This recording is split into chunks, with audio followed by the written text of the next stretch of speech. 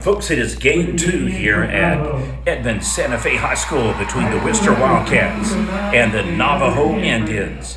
Wister enters the tournament with the 4 seed and a number 4 ranking, 20-8 on the year. Started the season with a loss against Silo, victorious in consecutive games against Batiste, Red Oak, Smithville, and Preston. Dropped a game against Otaha. Keep an arc on this one. Beat Okarche. Batiste again, lost to Wright City. Victorious over Rattan and OK. Dropped the head-to-head game against 2A Calera. Victorious once again over Otaha Roth, Howe, and the same Otaha tournament again. Defeating Otaha for the 3rd time in the season. And then lost to Wright City and Silo in back-to-back games. Things righted themselves for the Wildcats with victories over Cameron and Tupelo. Again, dropping games against Wright City and Silo, their nemesis throughout the season. Entered the tournament on a 6-game win streak, defeating OK twice in district play 9-1 and 10-0. A quality win against Tuscan 9-6, victors over Caney 15-5, and then the regional pairing play victorious over Cameron and Amber Bocasset 12-1 and 3-2. Wister claimed to fame, 8 losses on the season. All 8 have come against state quarterfinalist teams. That is a crazy, crazy stat. Wildcats with 5 shutouts on the season, 10 run rules, I should say. 16 top 20 wins, 10 top 10 wins, 7 coming against the top 5. They are 8-8 versus the state field and a perfect 3-3 in the Class A pairings. Head-to-head records in Class 2A 5-5, Class A 10-3, and undefeated in Class B play 5-0. As I stated earlier, 8 losses on the season, and all of them have come against state quarterfinalists. This is not a team to trifle and play with. They are a live dog in today's game. Wister has outscored A teams throughout the season, 104-56, and their margin of victory in the playoffs, 34-4. Navajo enters the tournament first time in fall since 1985. And only the 2nd time since 1981. Head coach Weston winners with a 688, 332 record all-time. Indians winners of 9 of their last 10 games. They have 11 top 20 wins, and they are in the tournament for spring and fall in back-to-back seasons under Coach Winners, the first time in school history since 1981. So they made both spring and fall. They have played in 4 Class A state quarterfinals. They've outscored their playoff teams this season 32-2, 2-3 against Class 2A squads, 9-4 against Class A, and 11-2 against Class B. 5 shutouts and 11 run rules for the Indians. It's been a long time since Navajo has won a state title in baseball, the only time in school history, 1964. 2-time runner-ups in 63 and 75, so to say that the Altus/Navajo community is stoked would be an understatement. And now it's time now for the national anthem. Armed forces remain standing for the national anthem.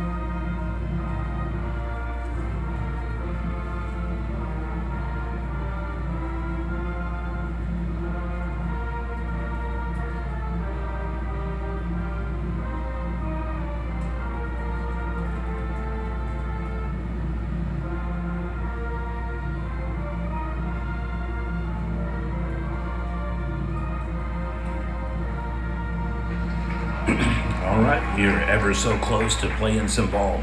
Navajo started the season with a shocking win against Fort Cobb Broxton, victorious over Low-Kiva Sickles, and then dropped a game against Sentinel. Victorious in 3 consecutive games against Granite, Cheyenne, Radon. Kept trying to say the second part first. The co-op program, and then against Fletcher. Dropped the game against Latta, victorious against Moss, and then the kind of ping-pong effect continued, losing to Bing, defeating Blair, losing to Hydro Eakley. Back-to-back games through the season. Victors over Leedy and Sterling. Then we hit a rough patch, 3 consecutive losses against Amber Pocasset, Canute, and then Fort Cobb Broxton gets revenge. And then started a 4-game win streak against Visay, Fletcher, Cheyenne Radon, and Batiste, dropping a game against Dale. And then 7 games in a row victorious against Duke, Preston, Oaktahaw, a great quality win. Calumet, another exceptionally good squad. And then back-to-back victories over Crowder in district play. They did defeat Hammond, dropped a pickup game, regional game against Rattan, and then victorious against Ripley in back-to-back put-out games. Navajo doing exceptionally well through the playoffs. They had a oops game against Rattan, giving up 22 runs, and that is not an error. That was the score. It wasn't football, it was baseball. 22-6 losers there. However, 18-0 in district play and 9-2 in the other matchups against Ripley. So Navajo enters the tournament as one of 4 regional championship squads. Others being Wright City, Rattan, and coming up later today, Old Carchi. Navajo enters the game 22-9. Old Carchi is 20-8. So on paper, the 4 seed and favorite team to win is Wister. The 5 seed is Navajo. I'd like to thank the Navajo Athletic Booster Club and the Community State Bank for making today's live stream video highlights and coverage possible. You're watching Class A State Quarterfinals on BNTV.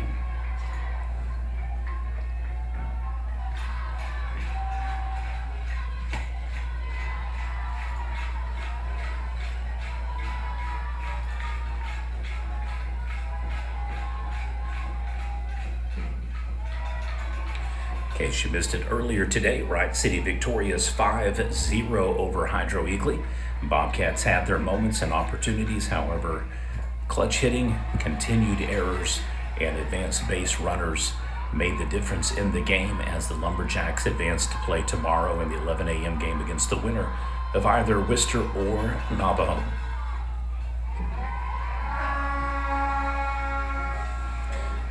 And we got the bull by the horns here in the stadium. You'll hear some of these going off in the background. See about 3 of them on the row over there in the student section. And initial base runner on for Navajo.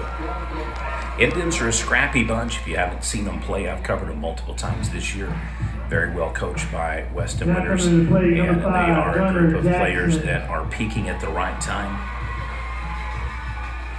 One of the more peculiar games I've ever covered. They had run rules in effect plus time limits at the Hydro Eakley Labor Day tournament, and we kept having connectivity problems. So Navajo led by 5 runs heading into the top of the 7th, and so you think, well, you know, I'm safe to head back over to Weatherford and resume broadcasting over there where we can connect. And Hydro Eakley had a massive rally in the 7th inning, ends up winning the game, scoring 7 runs in 1 inning alone. So just one of those games that you put in your memory bank. Kind of got away from Navajo. However, they have righted the ship and entered the tournament play, one of the few teams that actually has a substantial win streak. Rattan leads all the teams with 17 consecutive games.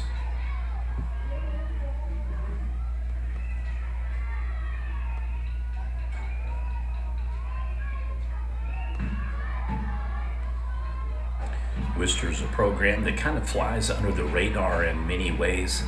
They're not the flashiest team. They're not just absolutely just an offensive juggernaut, but they're good in virtually all little things, very fundamentally sound, exceptionally good at putting balls in gaps and small, or what I call fall ball or small ball, to where they can really space the field and read the defense and come up with timely hits.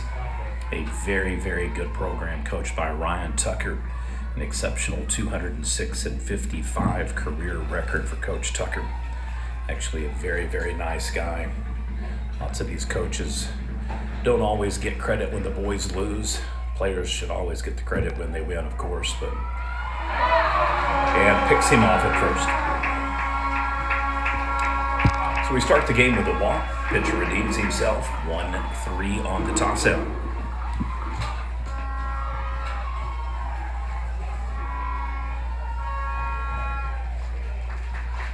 Wister, one of the teams that tends to schedule high, 10 games against Class 2A teams this year, and they struggled. They only went 5-5, perfect 5-0 in Class B, and 10-3 in Class A, which is about the average. What you want to see is excelling, but getting a look at teams that you might potentially play later on in the tournament. They enter the game with a 6-game win streak, scoring 10 runs, 9 different games this season. And the pitcher's earning his paycheck, buddy. He's involved in another out, 2 down. There's one stat that just jumps off the page with Wister. It is that they have had 15 games against top 5 teams. This team is prepared. They are ready. And they are looking to make some noise here in the 2024 fall baseball playoffs.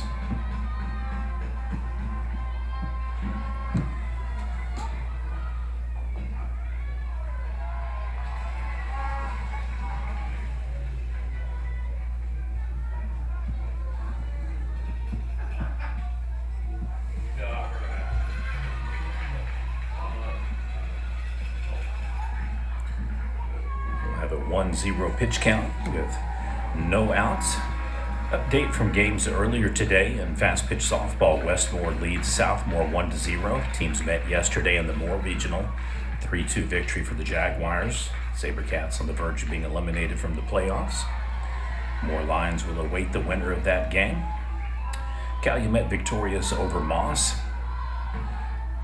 So congratulations to the Chieftains, looking to finally break through and get that ever-elusive first state baseball championship in school history. Hard to believe. 2 seasons ago was the first time that they had made the baseball playoffs, then the first time that they had won a semifinal game, the first time they had ever made it to the finals, and now back-to-back runner-ups in both basketball and in baseball. Calumet definitely wanting to get more for the year than runner-up. Loki the Sickles 2-1 over Caney early on in softball. El Reno has taken the lead against Lott MacArthur 5-4. Arapahoe Butler leads Surreal 2-1. Hal and Dale now starting 0-0 in addition to Oaktahaw Bing. So we'll keep you updated on all those games. Our second set of baseball games have started, so Oaktahaw Bing has begun. I've yet to see a feed for the other 2A, or correction, I should say the other B game, but we'll keep you updated on that once it gets going.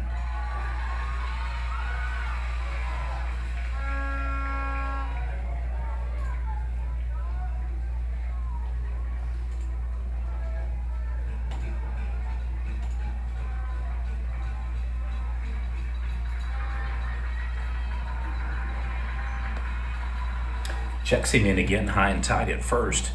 He's already picked off 1 base runner, so Navajo will have to be very careful. Really good stride and hip displacement when he spins and rotates.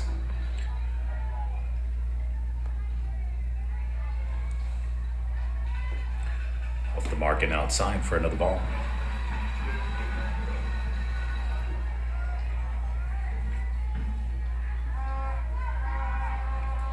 Wister with a top 10 semifinalist Prep Nation Player of the Year on the squad, Darton Meeks.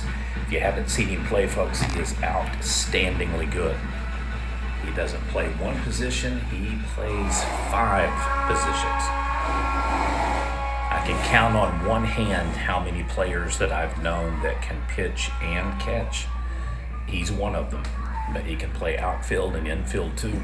Just a really, really solid ball player, one of our 10 semifinalist for Baseball Player of the Year in the fall, gets the strikeout. We will head to the bottom of the first inning. Wildcats hold Navajo to a 4-up and 3-down inning.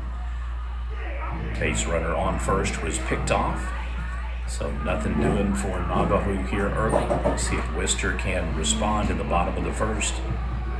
Meeks is on the bump today. His count through half an inning of play. He had the 2 walks, which is the downside. However, 1 strikeout and a pickoff.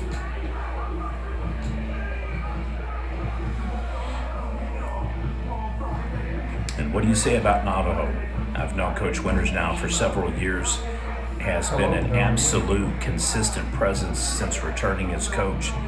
22-9 record on the season, 688 and 332 overall. And to say that Navajo is excited, stoked, thrilled, it would be a gross understatement. He has really given community hope, opportunity for this boys squad to really punch through and kind of make their claim to fame. It's been a long, long time since they have really excelled in fall or spring baseball.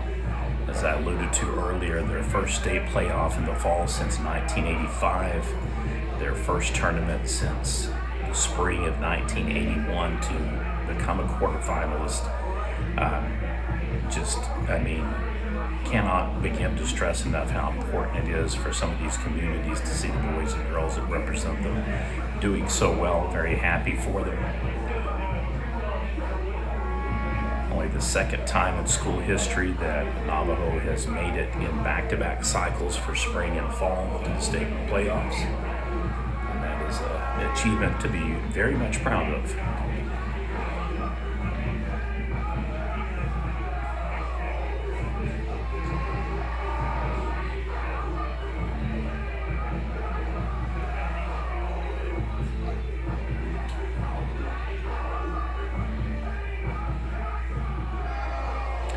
Due to the new format in fall baseball where 4 regional champions and 4 runner-ups advance, very similar to the basketball structure of regionals and areas. Some teams had to be shuffled, and Navajo was one of the 3 teams that in effect got pushed out of their normal seeding pairing after they upset Amber-Pocasset. In effect, the way that the 5, 6, and 7 spots were determined, Amber-Pocasset couldn't play Wister again, Navajo couldn't play Rattan again, and Sterling couldn't play Wright City again, which is how you ended up with Navajo against Wister, Ampo against Okarche, and Sterling playing against Rattan. Pops it down the left field line, goes foul.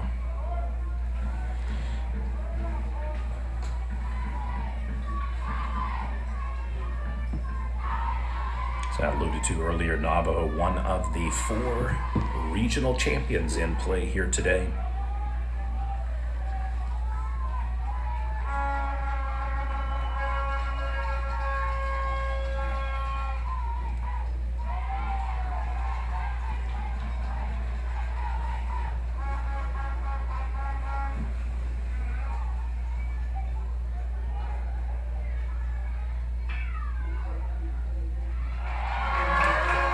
Can't handle a pot shot to the second baseman, falls for the single. There'll be a base runner on for the Wildcats here early on at the bottom of the first.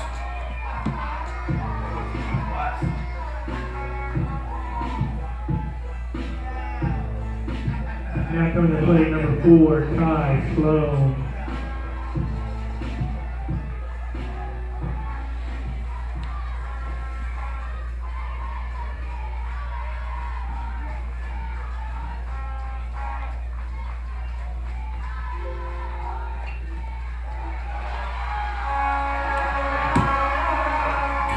Oh, he got him. Well, that one was close. It's officially a fielder's choice 1-3 toss out. So the pitchers recorded both outs in back-to-back innings, top and bottom portions. So both very athletic, very quick on the release. Now batting number 5, Garden Meeks. All right, keep an eye on this young man. He is one of our 10 semifinals for Player of the Year. was talking with him at a tournament earlier in the year, and I said, hey man, I've covered a couple of your games, and I'm almost positive you've played 3 different positions each game I've covered. Ball gets away, problem that plagued Hydro Eakley early on in the game against Wright City. And so he said, yeah, he says, I play a couple positions. I said, well, how many do you play? And he said, 5.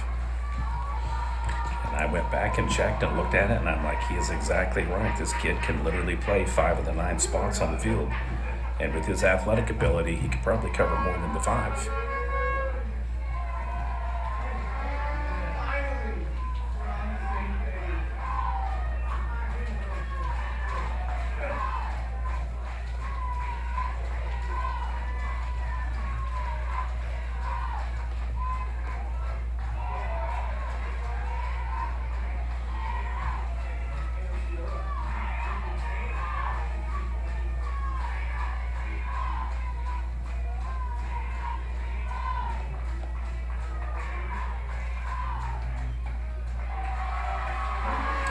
And the walk.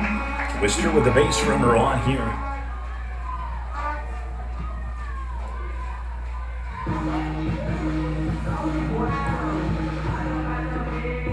Now batting number 3, Jagger Dodson.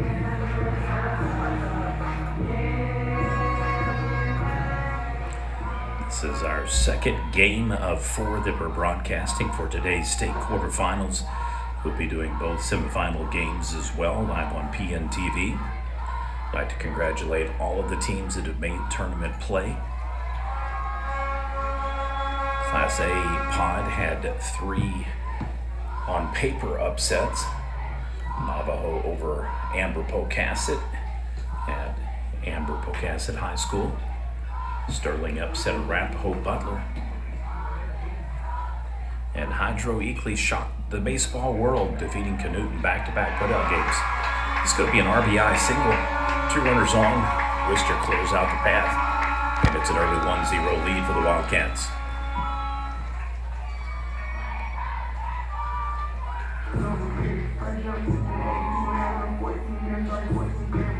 Now batting number 12, Jaden Myers. So proving to be a fruitful bottom first for Wister. 2 hits, 1 run, scores and plates. And they are really taking it to starting pitcher Dallas Sanchez for Navajo. Dallas was one of our top 20 All-Staters recognized this fall. Our first season to recognize a separate category for fall and spring. With the advent of the 2A class seemed to be the perfect time to go ahead and make that available to the smaller class schools.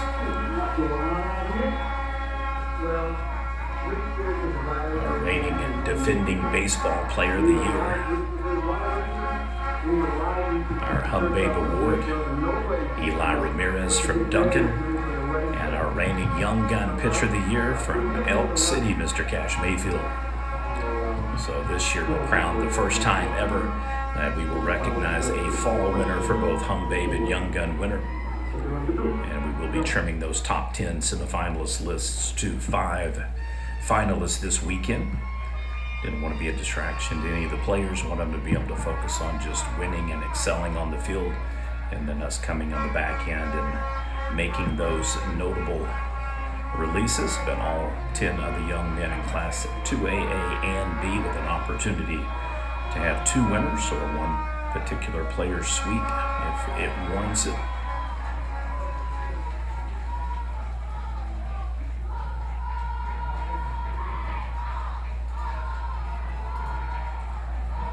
The Oklahoma vernacular is there's some good ones. And another walk for Wister. Man, they are really stress testing Sanchez here early on. So in case you're curious, our top 10 2A players of the year semifinalists: Shooter Boatright from Tuska, Caden Dean from Preston, Jackson Gregory from Tuska, Darren Ledford Oktahal, Sam Mendenhall from Silo, Jack Rooker from Dale, Zane Sander from Silo, Dylan Walden from Oktahal, Preston Welch from Bing, and Raylan White from Dale. All right, Coach Winters is out to argue the call. You don't have to understand sign language to see that he is giving him a "that's all the way up at his head" kind of signal. Just kind of cutting to the chase there on the not so obvious hand gesture. Our Class A-10 semifinalists are Rainer Bean from Wright City, Jake Butler from Canute, James Childers from Rattan, Blake Kleinsmith from Ripley, Cooper Johnson from Rattan, used to be at Antlers, an absolute baller. If you have not seen Cooper play, man, the kid can pitch, he can hit, he can run. Just a really, really good athlete. Riley Lyle, another one of our semifinalists from Sterling, Darton Meeks, aforementioned from Wister, Case Lindley, likewise from Wright City, Easton Robbie coming up from Okarche, and Caleb Warner from Hydro Eakley. Bobcats unfortunately see their season come to an end. Congratulations to Coach Graham on a overachieving season for Hydro Eakley. Didn't go the way they wanted today, but they were competitive and they did give Wright City fits early on before losing 5-0. Back in action again. It's going to be high for ball one. Our Class B-10 semifinalists, Bryson Allen from Mill Creek, Kingston Arnold from Calumet, Blaine Bellamy from Fort Cobb, Broxton, Sam Harcrow from Mill Creek, Trip Higgins from Hammond, Trevor Jackson from Caney, Zach Luker from Stewart, Tabor Rivera from Boswell, Caleb Thiessen from Calumet, and unless you've been living under a rock, folks, Eli Willits from Fort Cobb, Broxton may very well be the best baseball player in the state regardless of class. And the young kid is going early. He's reclassified as a 2025 senior, ostensibly to have the opportunity to play with his dad and brother at OU, but he may very well get drafted in the top 5 of the Major League Baseball draft. Strikeout, and it is now 2 down. Wister scores a run on an RBI single. They have now got the bases juiced at second and third. Looking to pile on here early in the bottom of the first. It is game 2 of 4 on tap today at Edmond Santa Fe High School. We'll have a brief break in between games where we'll end the feed, generate highlight reels, and then start the feed again approximately 5 to 10 minutes before the next game begins. Schedule is, I think, doable by every count of the games I've covered. 2.5 hours is just about right for baseball.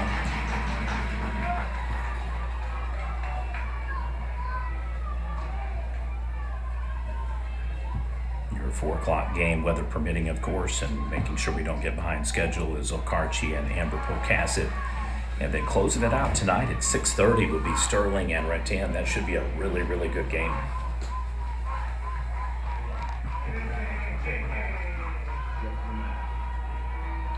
If there's a team in the tournament that could upset the other, it could be Wister against Wright City. They've played each other twice at the Rattan Classic. Had an opportunity to win and kind of just fell apart on a call at home plate on a 4th strike.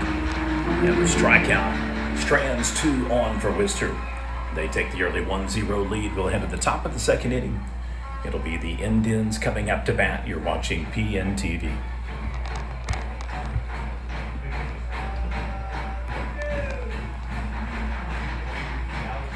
So definitely keep your eye on that matchup. Wister is a tough matchup for all of the teams in playoff play. They have seen them just about all. Bragging rights actually goes to Amber Pocasset. They're the only team in the field that has played all 7 other state quarterfinalists, and in large part attributing to their 20-11 record. A team that came out of nowhere last year in the spring. I literally don't know anybody in the entire state of Oklahoma who thought, yep, Amber Pocasset's going to win state. They're going to do this thing. They're going to upset 3 consecutive games, teams ranked higher.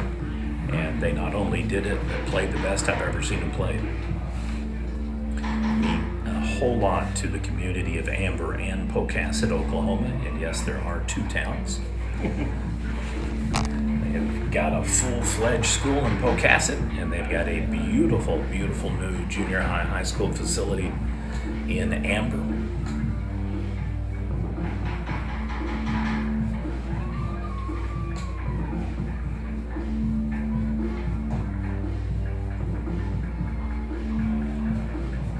banner year for the Panthers, their first ever state title in any boys sport.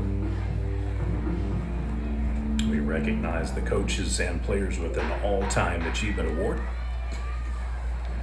And another team that's wanting to find that same success is Navajo. What a great boost in the arm for this community right out of Altus, Oklahoma.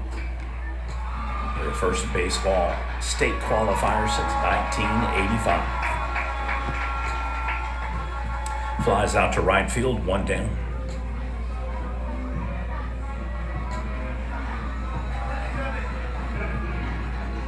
Now batting number 7, Dawson Bradham.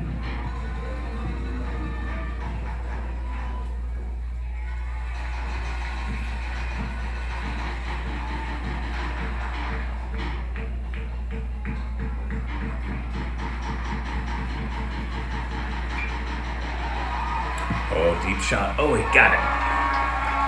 Just like a glove. Looked like that one might fall in the gap and really do some rolling. And instead, left fielder just pounced on it. Was set shallow in formation and pretty much did a parallel run and caught that one on the fly.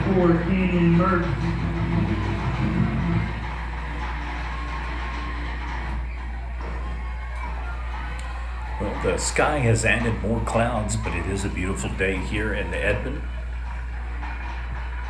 Edmond Santa Fe now becoming more of a mainstay for Class B and A tournament play.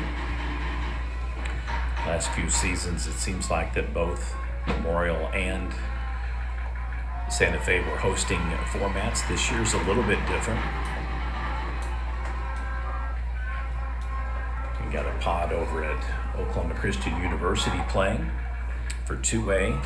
They will, ironically enough, shift to Yukon on Saturday for the championship game for B, 2A and A both will play their championship game in Bricktown. So Class B will leave Oklahoma Christian and head to Yukon High School for their games for quarterfinals, semifinals, and then finals. And then 2A, like us here in Edmond, Santa Fe, will leave Yukon High School, where they'll play their quarterfinals and semifinals, and then everything will head to Bricktown for 2 of the 3 championship games on Saturday.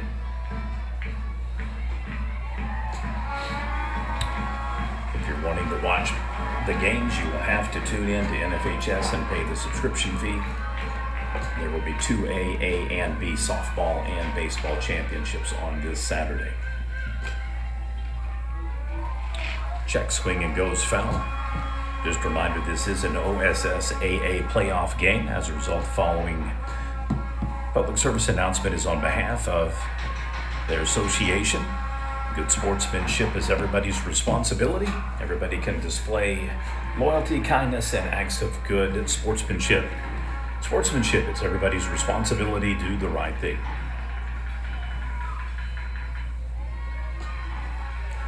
Zero 2 on the pitch count and 2 down now.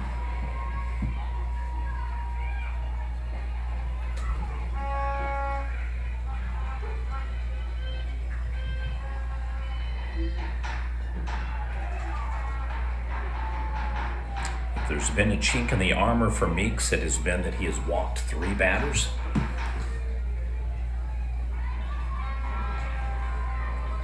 Saw it earlier today with Case Lindley planking 2 of the batters to put a couple on. Other than that, it's been hard to criticize either of the pitchers. Meeks has settled into a real rhythm here through 1.2 innings pitched.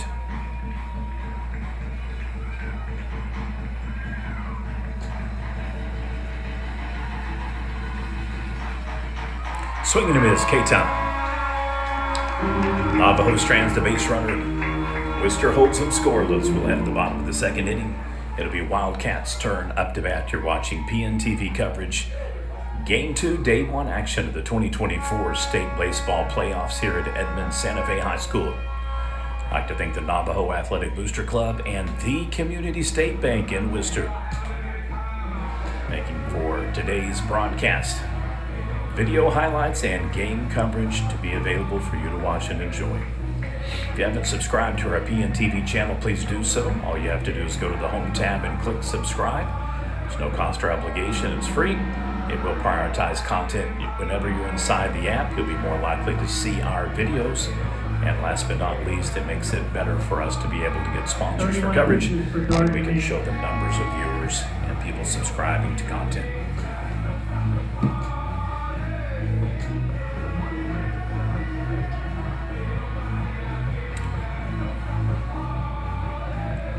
Another game that's just started in fast pitch softball that should be a good one. Elgin versus Piedmont.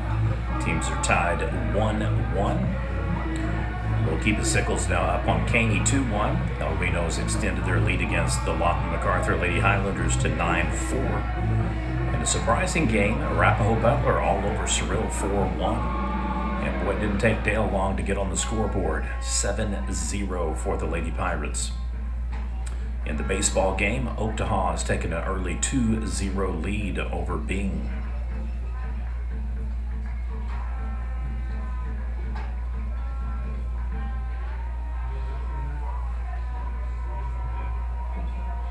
Been trying to track the other Class B game. I'm not sure if there's just nobody putting it up on the Game Changer feed or not.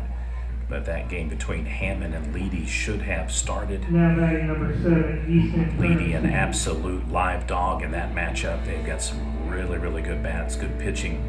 Congratulations to the Bison for advancing to state in both baseball and softball.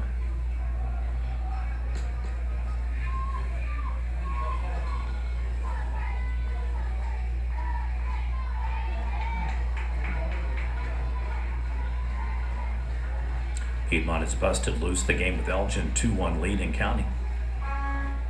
Claremore up over Collinsville 1-0, one victory away from the Zebras advancing to state. Elk City's taken a 1-0 lead against North Rock Creek in the if-then necessary game. Broken Arrow and Stillwater knotted up a run apiece. Yukon over Putnam City North 4-0. Covered them on Tuesday night. I want to tell you, Coates pitched brilliantly for the Panthers. Absolutely was balling out. El Del Reno scoreless in a 1-0 victory. Adair up on Sequoia Tahlequah 2-0 on a punch-out game as well. Teams have split the prior two matchups between, as they like to call themselves, Sequoia now.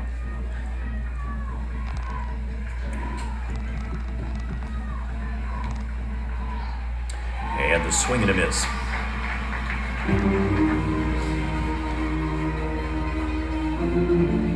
So Sanchez had some bumpy moments in the first inning. Definitely dialed in here now to start the second. Batter swung and was probably a good half-feet away from the ball when he went to put it in play. And a lot of movement on the ball for Dallas.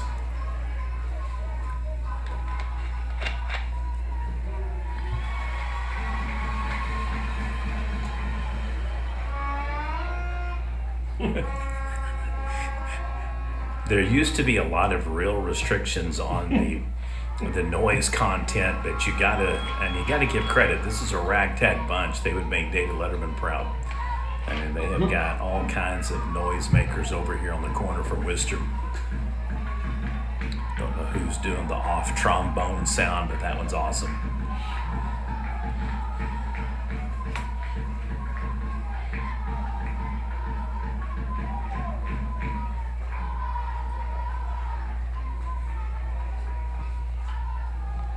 Fouls it off to stay alive.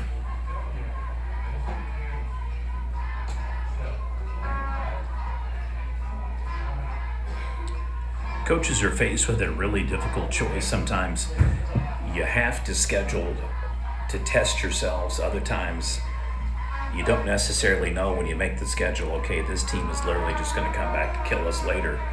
But you got to give Karchi credit. They have come on the scene and they've really, really beefed up their schedule. Wister and Ampo and some of the other teams have been poster childs for this for years, where these coaches would have much more impressive resumes for scores and win-loss records if they didn't schedule so hard. You know, Wister with 8 losses on the year, and all 8 of them coming against state quarterfinals. I mean, that is just absolutely crazy. No easy game, and he's not doing them any favors early in the year. They really schedule so that they have to prepare and have to be ready to learn on the job.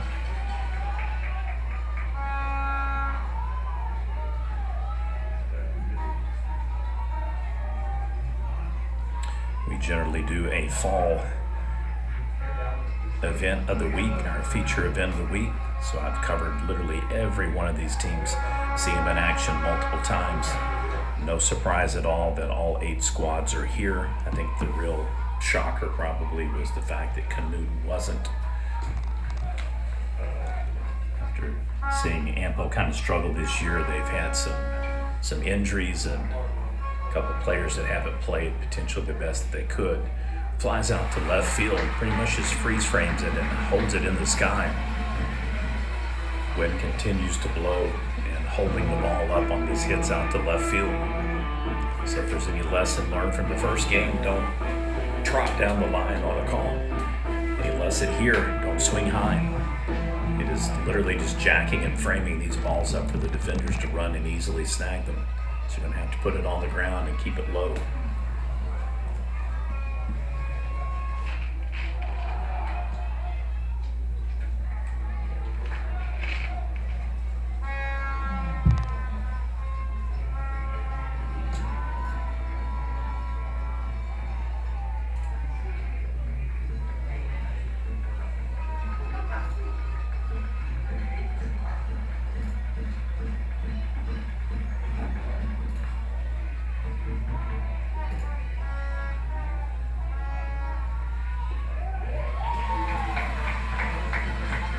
Nice pitch. 2 down, 0-2 money. Pitch on its way now.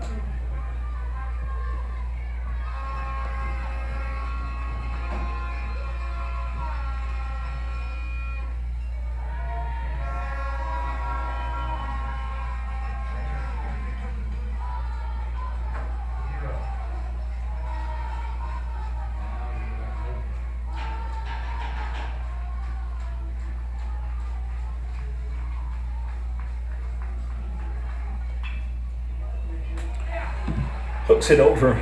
First baseman's having nothing to do with it. 3 unassist tag.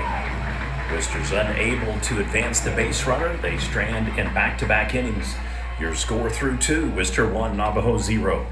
Led at the top of the 3rd inning. It'll be the Indians coming up to bat. You're watching BNTV. Alex Sanchez, pitch for Navajo, has 40 pitches.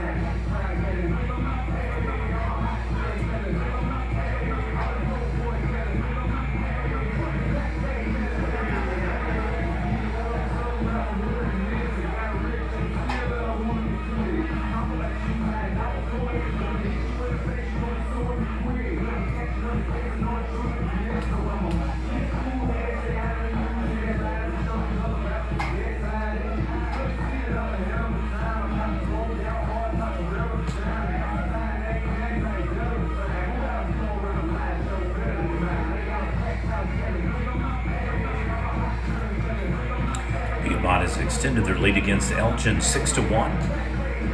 At the north, now 1-0 over Bartlesville. El Reno and Lawton MacArthur 13-4 Indians over the Highlanders. Rappo Butler still leads Surreal 4-1. Dale's lead over Howe now 8-0.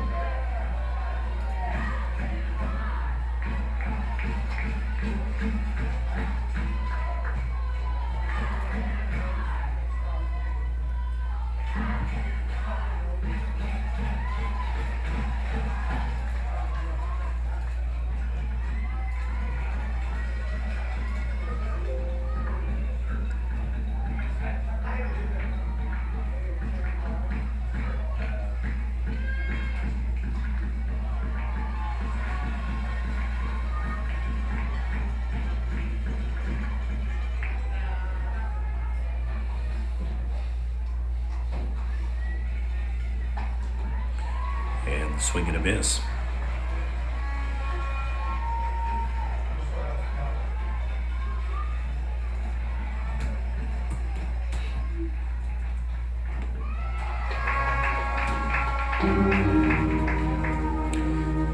Gets him on the strikeout. Now batting number 2, Craig Russell.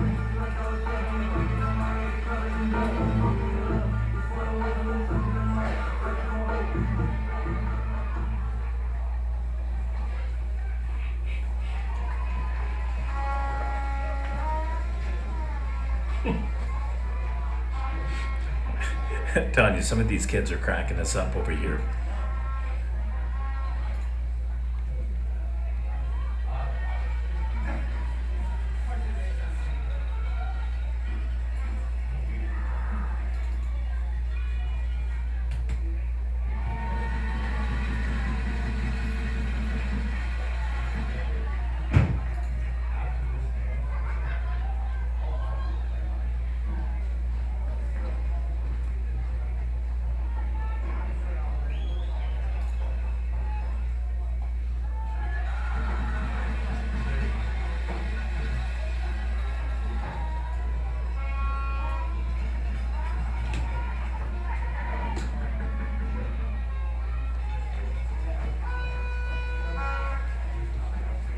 So we'll have a full count. One down for Navajo, 3-2.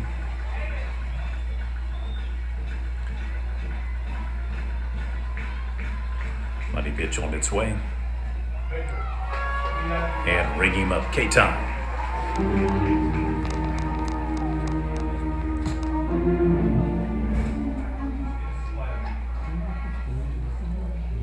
Now batting number 5, Gunnar Jackson.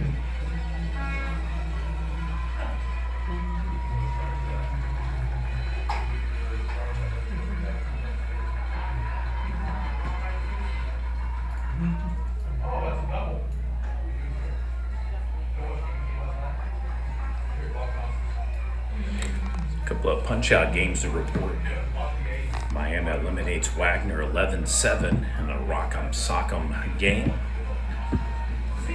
Flip side of that, Weatherford takes the if-then game against Poda with a 10-0 shutout run rule. So congratulations to the Weatherford Eagles. They advanced to state. Unfortunately for Wagner Bulldogs, their season comes to an end, but congratulations to the Miami War Dogs. Boy, they really brought it.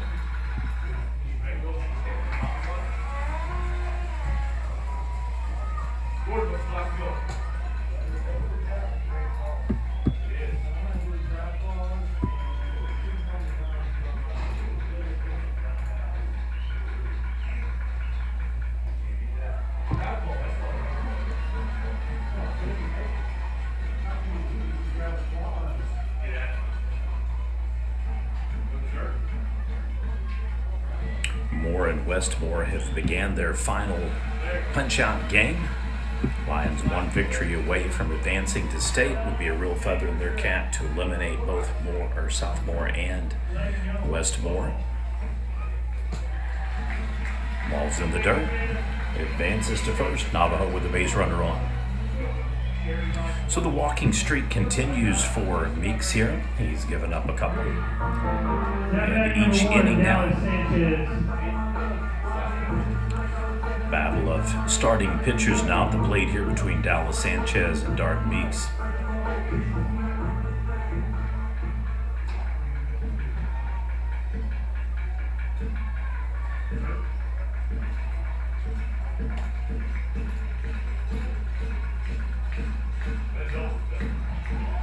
In for the strike.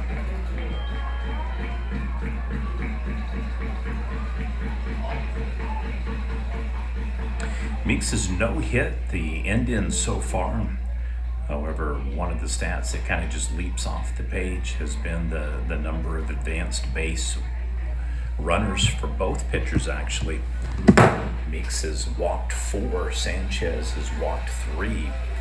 So in a 3-inning game, that is an atypically high number of advanced base runners, 7 total.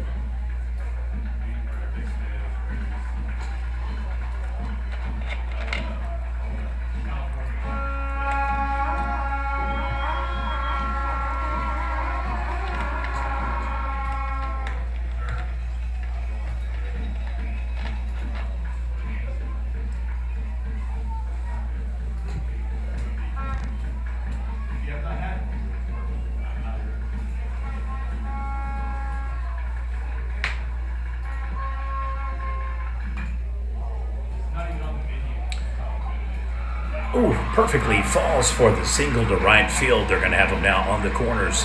Exactly what Navajo needed here with 2 down. A little looping single breaks up the no-hitter. So now Meek with his first hit of the game.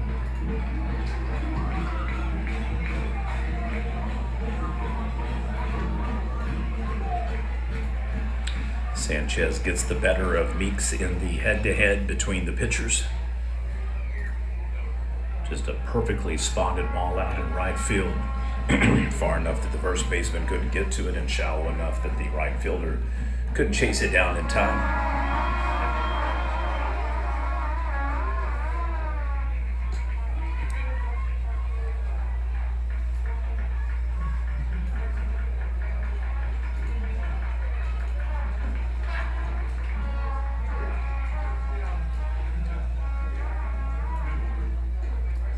Just off the outside corner.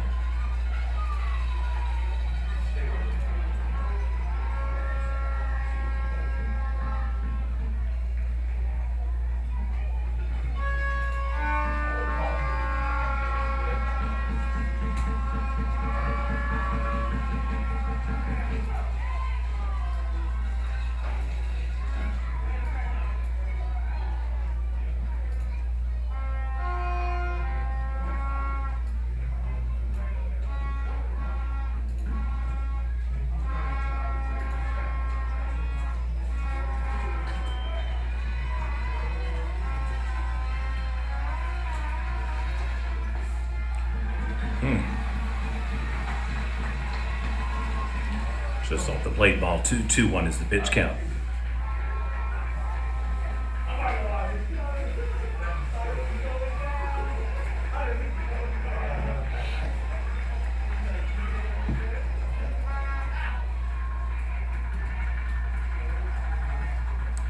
Fires over the first, keeps him in eye and tight.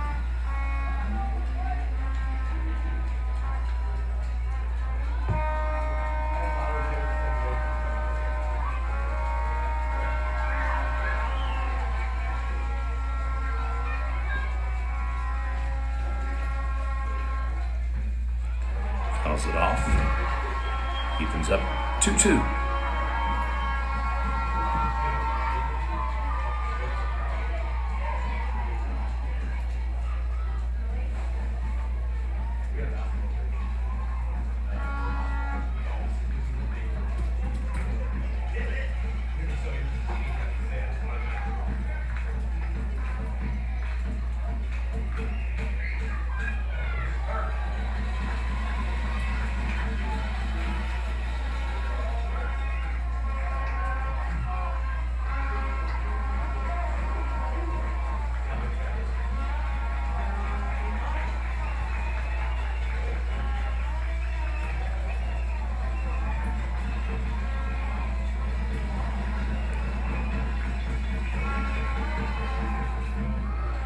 Wanted to swing, takes ball 4. So the bases loaded walk. First time of the game now that Navajo has imminently threatened to score.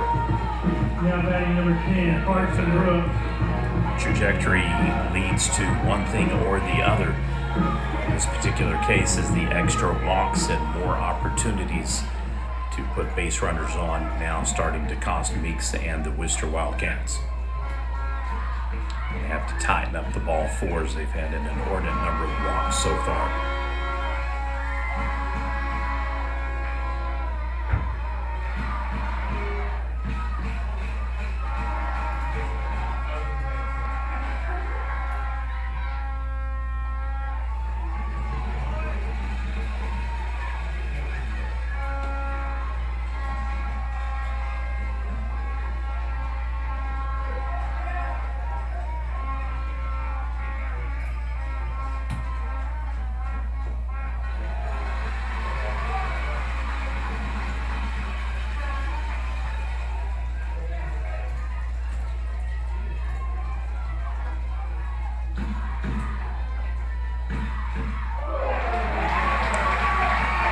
Walks in the run. We've got a tie ball game, 1-1.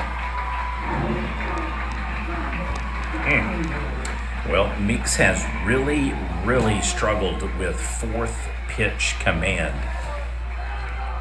The number of walks has now hit 6, I believe, on the game. Bases remains loaded for Navajo here. Perfect scenario for the Indians. They're not having to really do much other than just sit back in the pocket and wait. Coach Winters meeting with the batters, Coach Tucker with the pitching staff and infielders. I'd like to thank Navajo Athletic Booster Club and the Community State Bank for their coverage today. Thank you for making it possible for our live stream, broadcast highlights, and updates.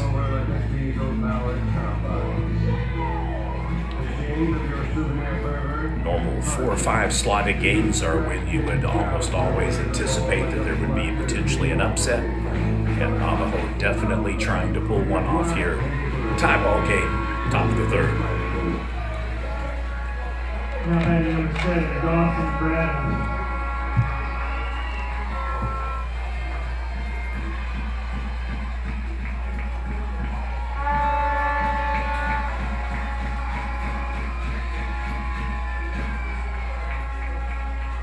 Still haven't seen any score updates for Leedy and Hammond, so if anybody wants to slide into the stream and put a little comment or a header on there, you can.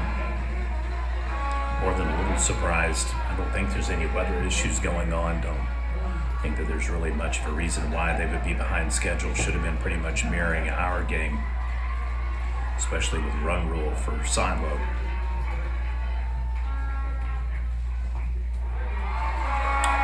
And he gets the strikeout. Navajo strands the bases loaded. They do get 1 run, so we have a tie ball game now. 5 pitches for Dark Meeks. Hits continue to favor Wister. However, the walks have offset the advantages they've had in the hitting game. And have made this a really interesting game now. OSSAA championship events. Visit their booth for exclusive and customized apparel to commemorate your experience at the 2024 state championships.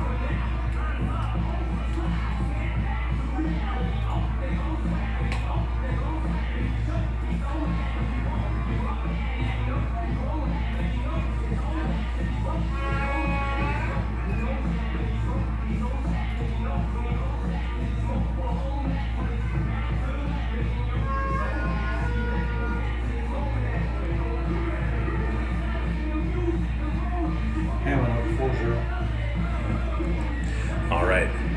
The dog just helpfully gave me an update.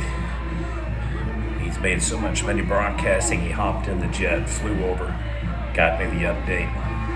4-0. Hammond has one of the more intriguing players, Trip Higgins. If you haven't seen him play, an absolute dog, a really good ball player. Now batting number 5, And Hammond will go as far in the tournament as Higgins takes them. He's the real catalyst for their offense. Very similar to Trevor Jackson for Caney in that regard.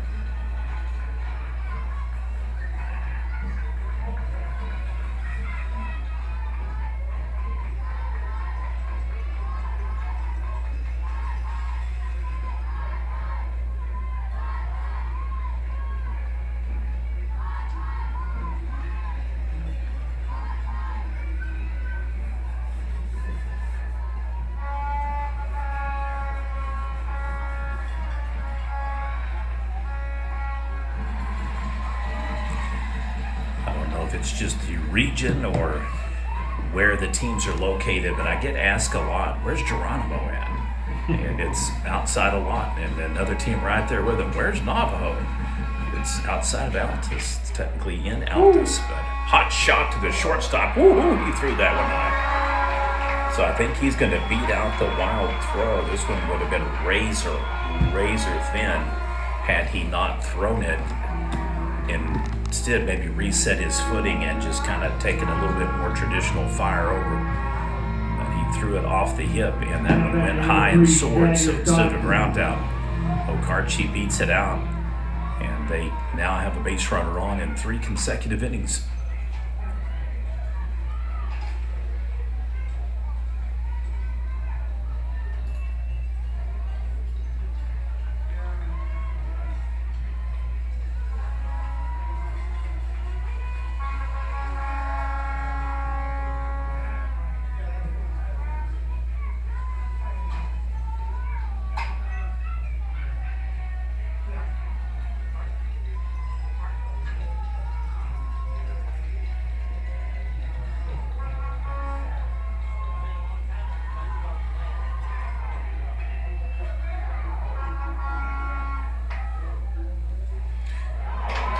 Another miscue. Very, very similar to the game earlier today when Hydro Weekly kept getting Riot City chance after chance after chance, and second and third chances. Very, very similar in this regard. The walks that Wister has issued has helped Navajo immensely. And then the fielding errors and overthrows, really 2 of them now in this inning. It was a deep shot to third, and he could have done it in a traditional way where he just catches it, grips it, and fires over after a run. But he throws off the hips wild at first. We have another throw wild, and as a result, 2 base runners now in scoring position here with no outs for Wister. They can actually score a variety of ways now. Here pops up in foul territory, first baseman snags it. So Navajo able to temporarily curtail the momentum shift that has gone to Wister.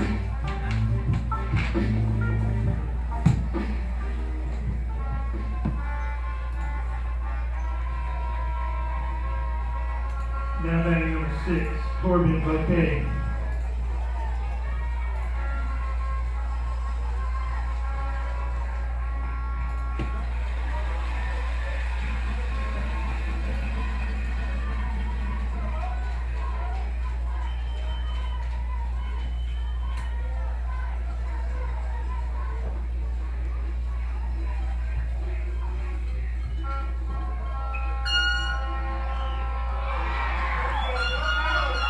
Again, slow on the throw.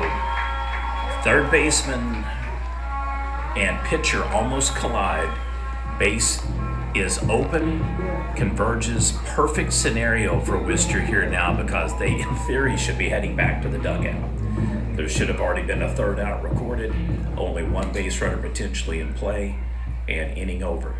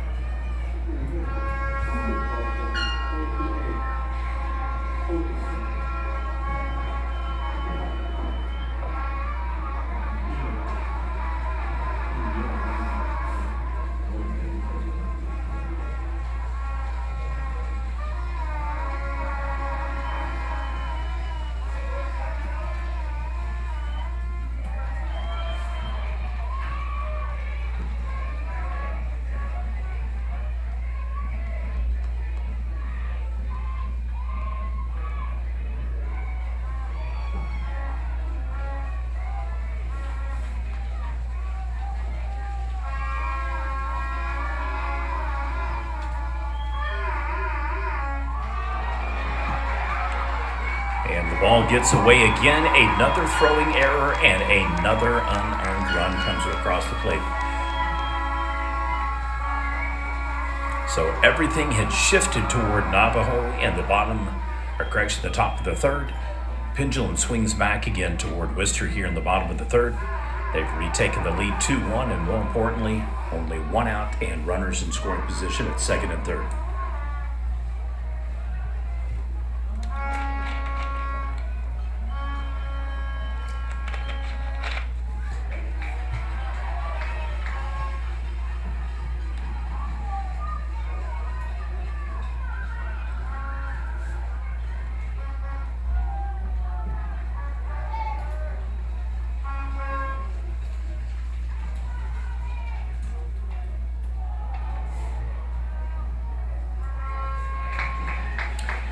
This one pops up to the first baseman, kind of a little scissor cue position change between first and second. Runs under it, snags it, 2 down.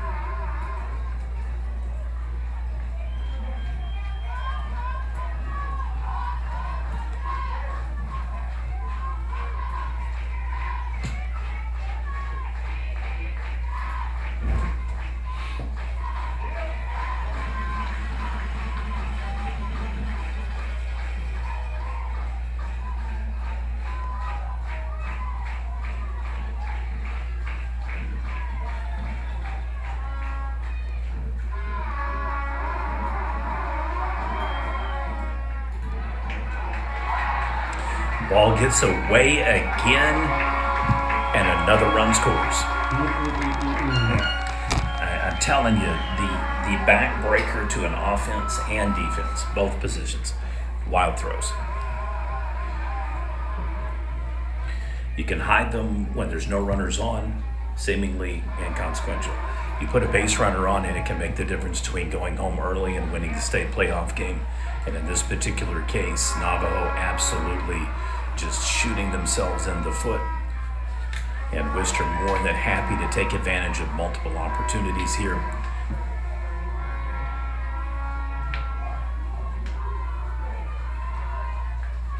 Both pitchers have done a very, very good job in back-to-back games. Felt the same way for the first game too, between Zambrano and Lindley. But there were just chinks in the armor that kept kind of shifting the momentum. And in this particular case, Navajo no more grabs it than they lose it. And it is all Wister now here in the bottom of the third.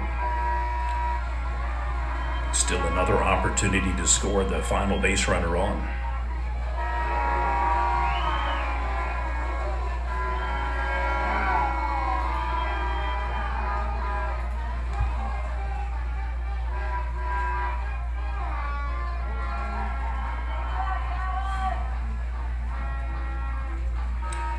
Being has got on the scoreboard against Oktahad is now a 2-1 ball game. That is our parallel 2A game running with us here head-to-head against Class A.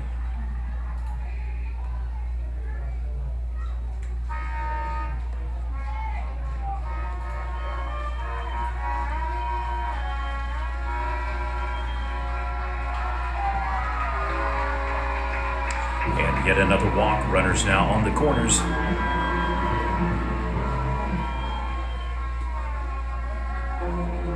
Now batting number 1, Ethan Thornburg.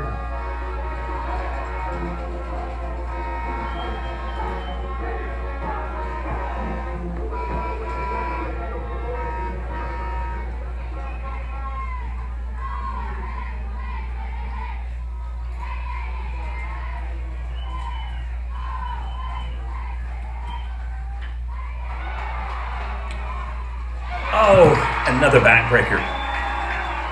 So we're going to have an RBI single, stolen base, E7.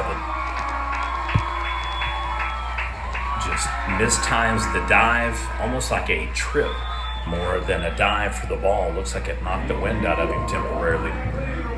It's been a huge bottom third inning for Wister. 4-1 lead now. Runners again in scoring position, second and third.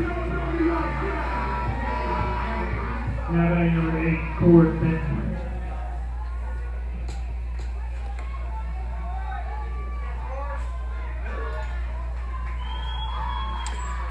continues to lead over Leedy 4-0. However, they do have base runners on in the bottom of the fourth, second and third base there as well.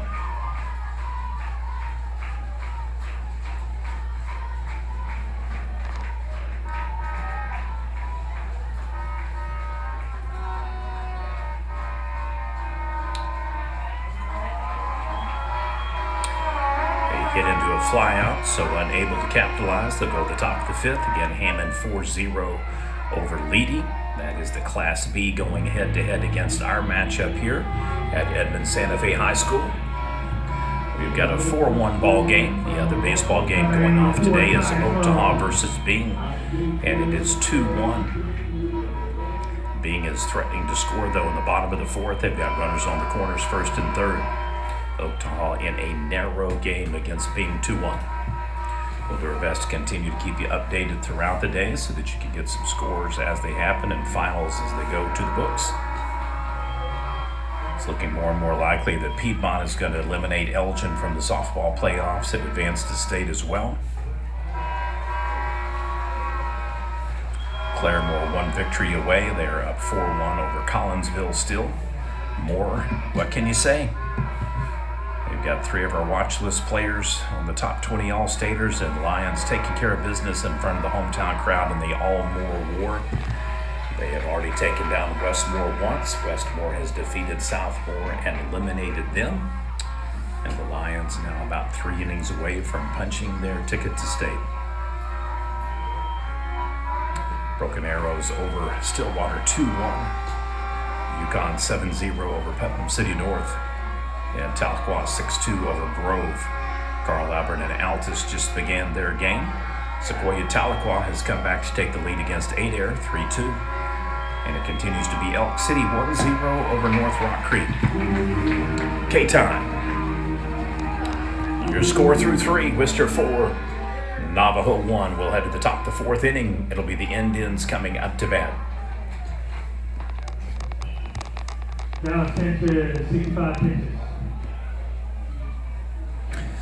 He said 55 pitches, which is a reasonable pitch count. However, walks and wild throws. That has been the name of the game today.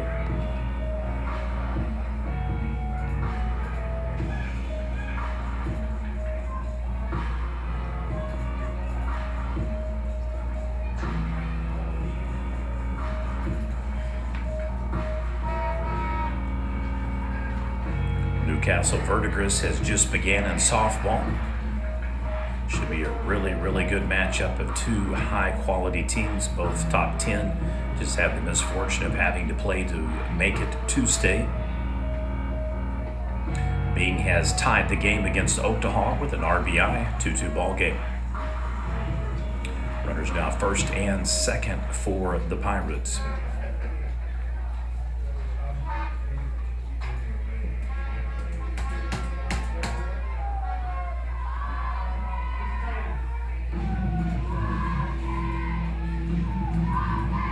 Now batting number 4, Kenyon Mertz. So Sanchez so far for the Indians, 3 innings pitched. He's given up 4 hits, 4 runs, 1 earned, and then 5 walks, probably about 4 wild throws, and 4 strikeouts. Meeks has been stellar here. So far, he's officially put in 3 innings, only 1 hit, 1 run, 1 earned. However, he has had 5 balls offset against the 5 strikeouts.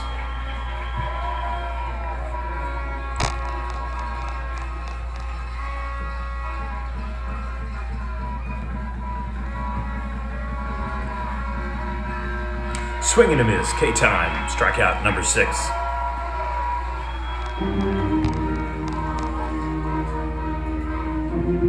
Now batting number 11, Holder Dunn.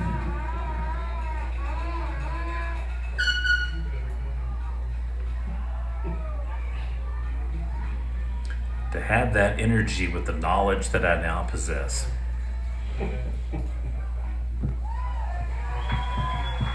In for another strike.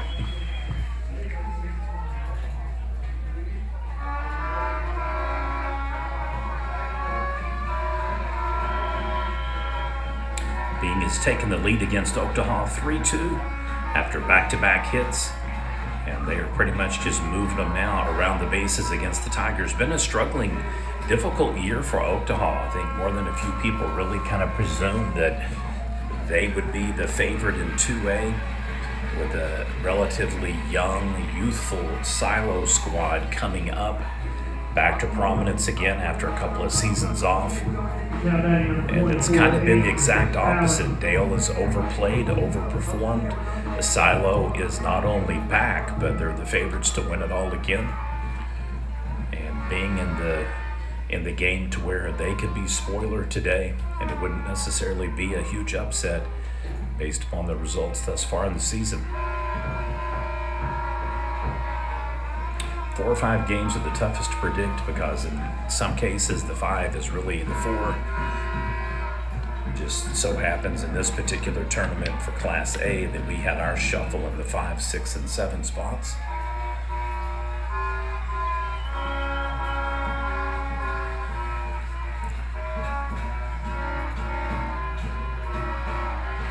Everything pretty much stayed according to form with Riot City the 1 seed and Hydro Eagley the 8, where it got kind of crisscrosses how they had to shuffle Sterling, Amberpo Cassett, and Navajo here.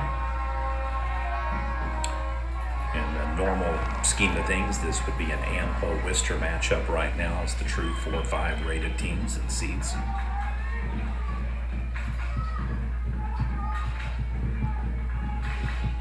Two-one on the pitch. Here it comes. Swing and a miss. Evens up the count. 2-2.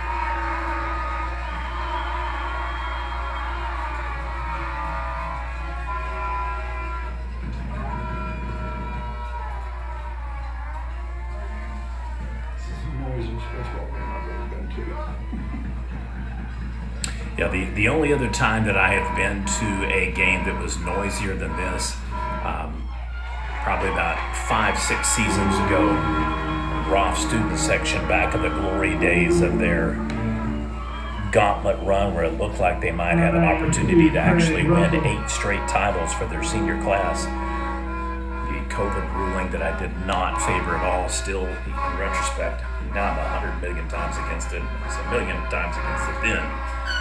But deprived those boys of an opportunity to win a 7th state title. A real passing of the guard in Class B between Roth and Fort Cobb-Broxton. And we may be seeing a similar transition this year between Fort Cobb-Broxton and Calumet. Calumet's had them all season, beat them in the head-to-head game. However, until somebody topples the Mustangs, they are definitely the team to beat.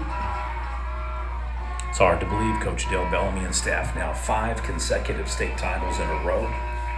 1 came in Class A, the other 4 in a row in Class B. And just has been one of those kind of Dale silo moments with Fort Cobb-Broxton and Roth taking turns being the dominant Class B teams. Class A, I think it's anybody's tournament really. Anybody could win theoretically.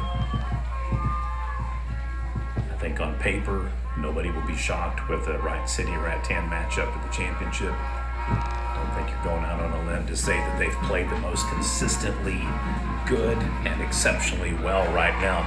K-time. Well, Meeks gets 2 punch-outs in the inning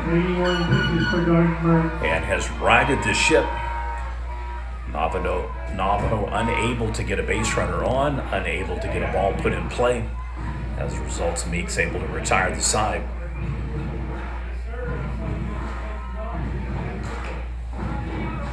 We'll plug a couple of updates throughout the state for you.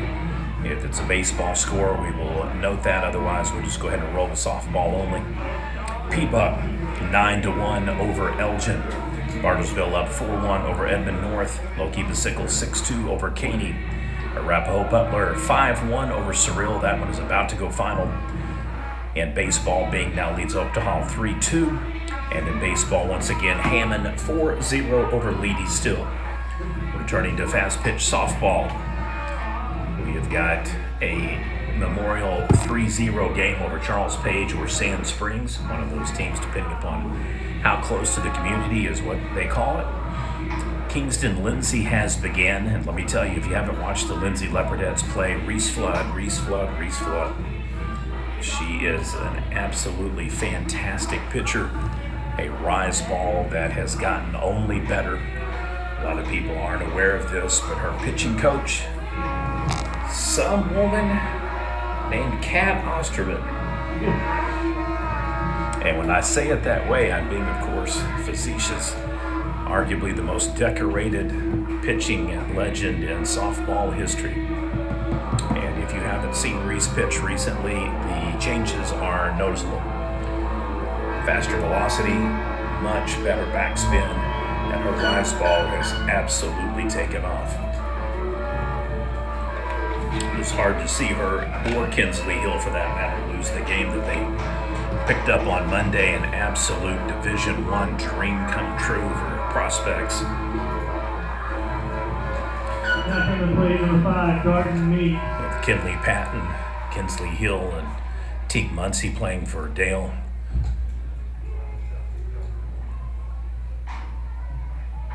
Lindsay actually has 3 or 4 really, really good players. Flood making her commitment known this week prior to Arizona State. Some people excited, some people shocked. Reese is absolutely over the moon excited to go to Tempe.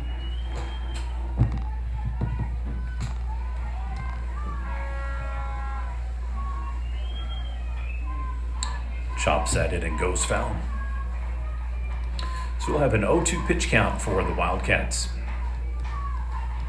I'd like to thank everybody that's tuned in to watch today. If you haven't subscribed to our channel, please do so. All you have to do is go to the home tab, click subscribe. It is free.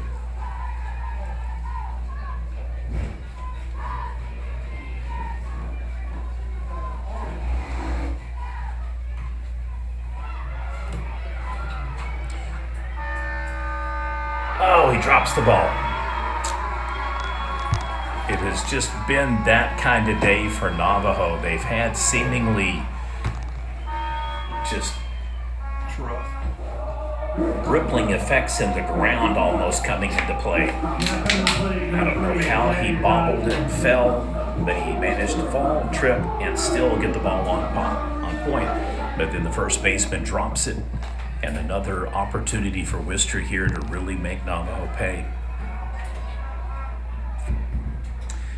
That one should have been a put out and should have been a ground out. But coulda, woulda, shoulda.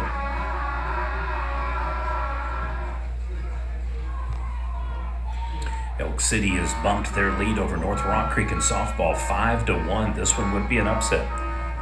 Lady Elks or Elkettes, top of the 6th inning. And they're threatening to really put the state on notice. 4A is nobody's playing around league, I'm telling you. With Miami upsetting Wagner today, and obviously Tuttle already advancing yesterday. Weatherford punched their ticket today. There's going to be no easy matchups in those quarterfinals. I mean, any combination of results could happen. You could have 4 teams all win as the lower seeds. You could have all 4 favorites advance. It's going to be fun to watch this next weekend. In for the strike.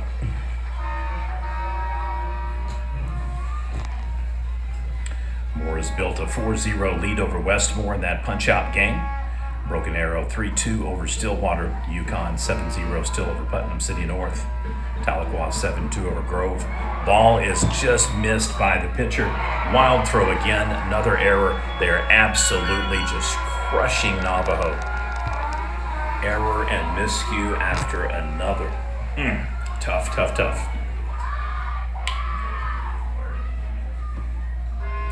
Adair has tied the game against Sequoia Tahlequah, so that's a 4-4 game, anybody's ball game.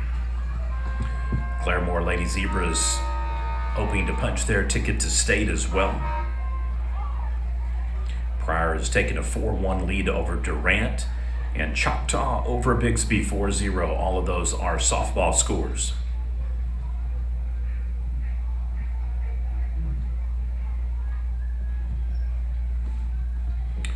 Earlier today in baseball, Wright City victorious 5-0.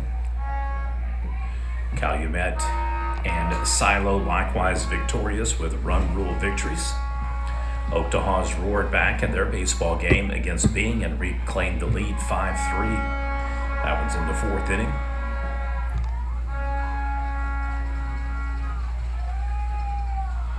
Our other ongoing game in Class B against our A feed here is Hammond-Leedy.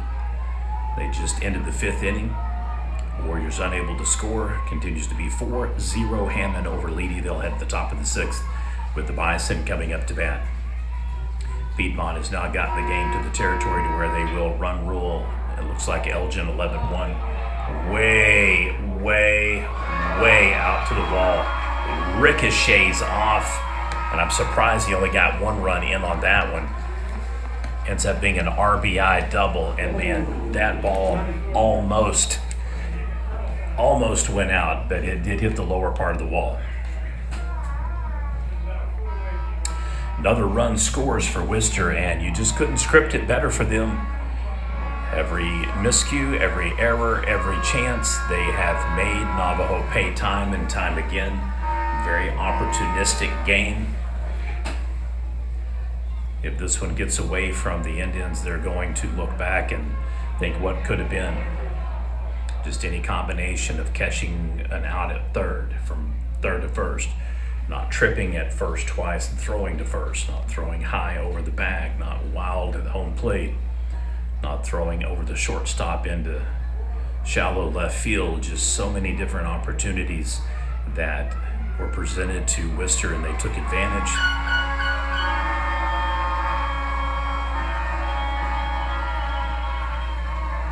It's one thing for the other team to make a mistake, but it's quite another to make them absolutely pay, and that's exactly what Wister has done.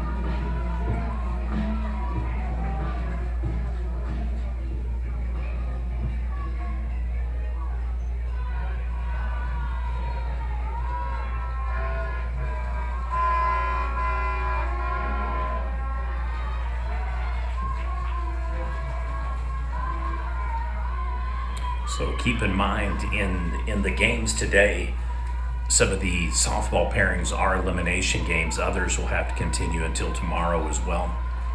We've actually had some schools do the Tuesday, Wednesday format, some Wednesday, Thursday, and others still Thursday, Friday. North Rock Creek absolutely going to have to get it in gear. Elk City on the verge of eliminating the Cougars.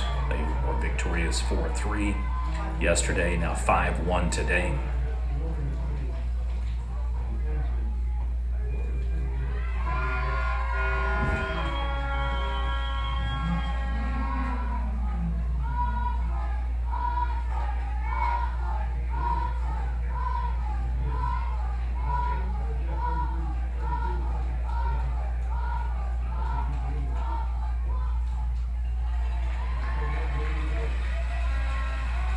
Calumet were victors earlier today over Moss, 13-1.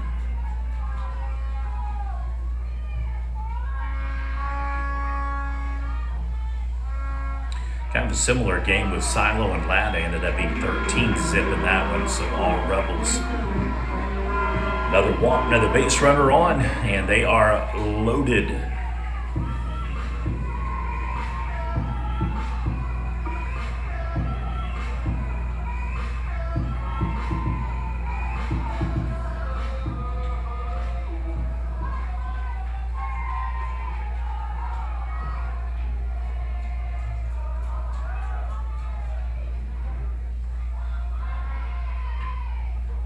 And chops that one foul.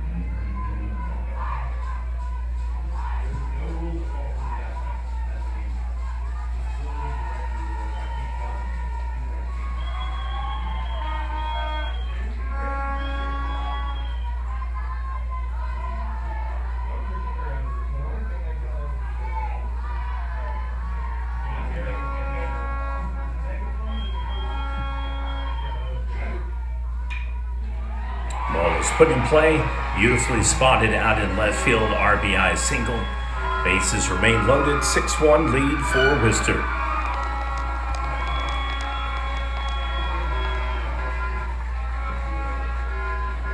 Now batting Wister, Urban Speed.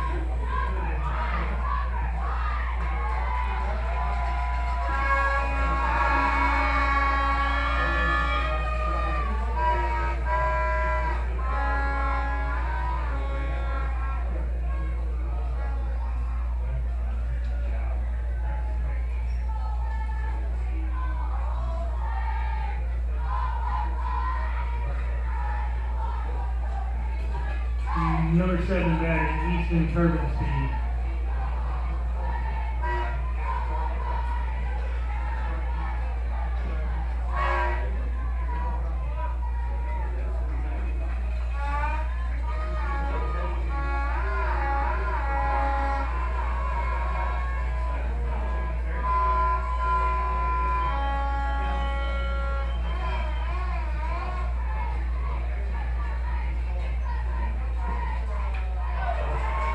Oh boy, that's the shot that broke the camel's back. They're going to send him home. Runners on the corners, 2 RBI, single, 8-1 lead for Wister. Well, you could see that one coming. Just absolutely brutal turn of events for Navajo. First state playoff across the board for baseball since 1985. Last time the spring team made it was 1981 when they were runner-ups. Now batting number 1. Only the Ethan second time in Thornburg. school history that the school has made back-to-back spring and fall appearances, both under head coach Weston Winters, and just unfortunately had some chances, had some opportunities, and miscues and errors just proving almost irreversibly, irrevocably now damaging to them. If you're a Wister fan, man, you're stoked, you're stoked, you're pumped, you're excited, and rightfully should be.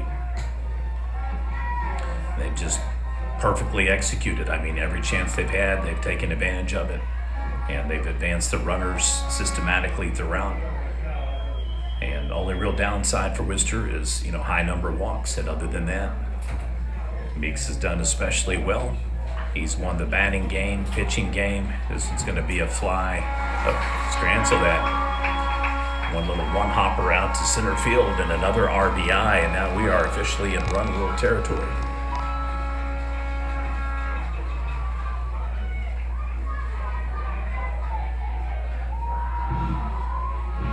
We will end the feed at the conclusion of this game, so you will notice an interruption in the stream. We'll get the video highlight reel up for Navajo Wister's highlights, and then our next game will be approximately 4 p.m. between Amber Pocasset and Okarche.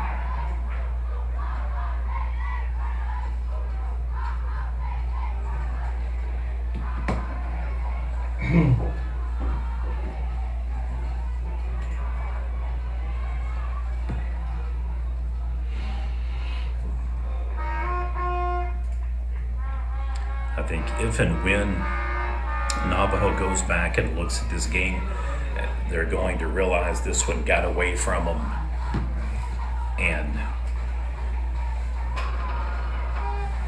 will really, really regret several plays on throwing. Between putouts at first, I know that there were at least 3 different plays at first base that could have and should have been an out that weren't. There was an overthrow at the head of the shortstop at second. There's been about 4 wild throws at home plate. And you factor all of that in with Wister really hitting their stride and finding gap spots. And they have just put on a hitting clinic now the last 2 innings, plating 8 runs. One time this was a 1-1 ball game. And the walk loads him up again.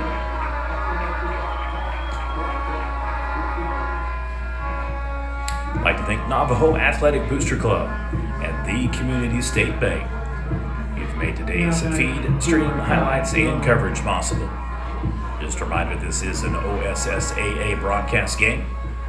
Everybody enjoys sports. This is primarily for the student athletes, so remember, be a good sport, show good sportsmanship, treat people with courtesy and respect. Remember, good sportsmanship is everybody's responsibility.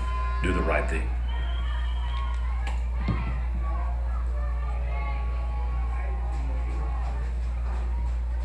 Chandler's built a 5-0 lead over Alva. And just like that, clockwork. Fine-tuned precision, 2 more runs scored. 2 RBI single.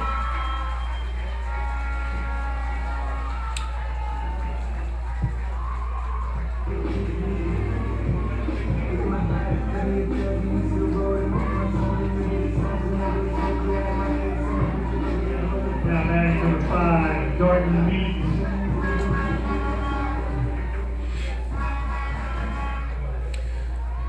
Looking all but a certainty that tomorrow's first semifinal game at 11 a.m. will feature Wright City versus Wister in a trilogy bout.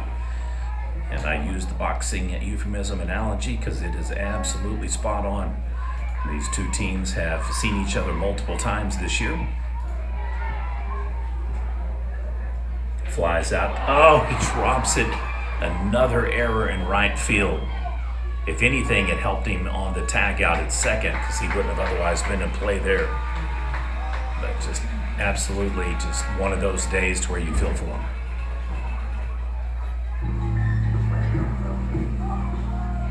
Now batting number 3, Jagger Johnson.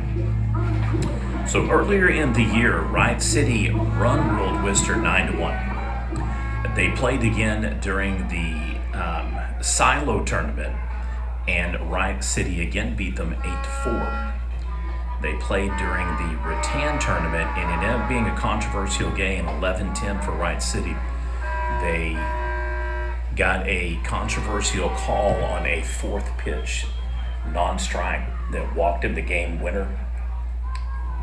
It looked like that Wright City was again just going to paste it and take it to them, and they lost a considerable lead. Actually ended up happening to them in back-to-back games.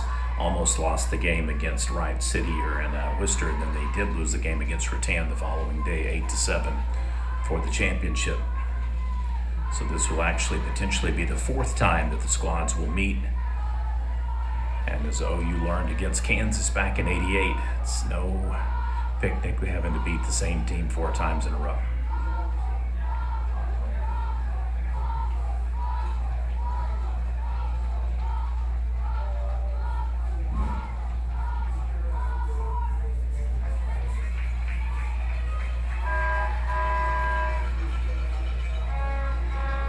Our afternoon games will feature Okarche versus Amber Pocasset. And then to wrap it up, Rattan versus Sterling.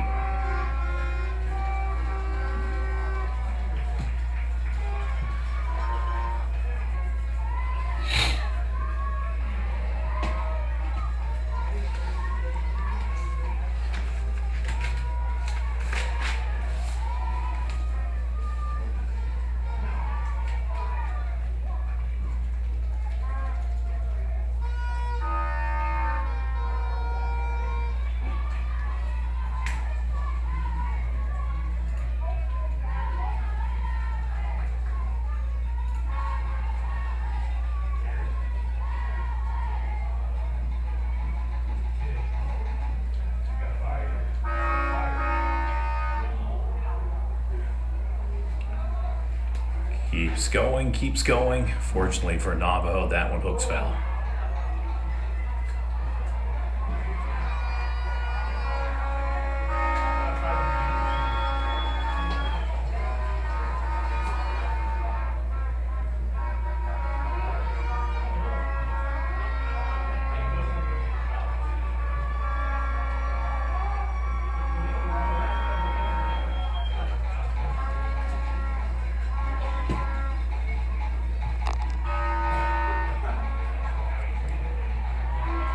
Another blooping single, another run scores.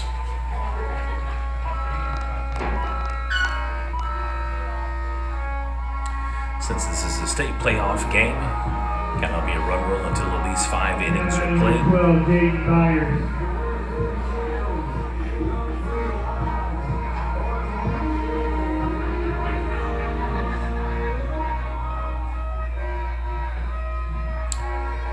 Game that we could report just starting in softball. Guthrie jumps out to a 3-0 lead over El Reno, 1 victory away from the Blue Jays advancing to state.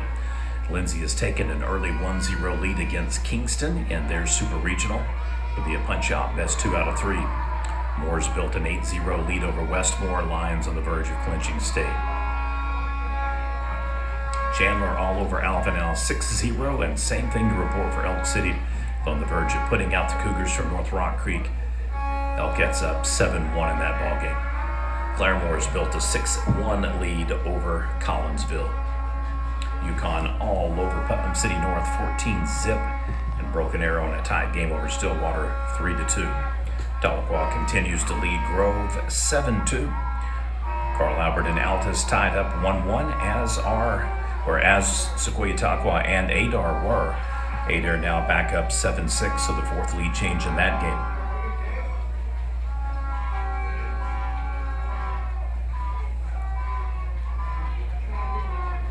And make it now 8-6 for Adair.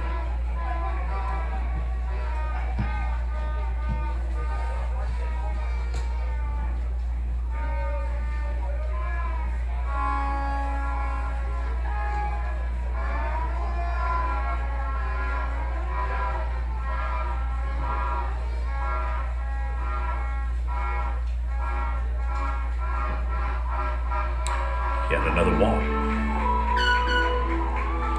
Bases loaded again. Head coach Winters is going to head out to the mound, and it is looking imminent that we may have another pitching change for Navajo. In games like this, sometimes it is best to give other kids an opportunity to play.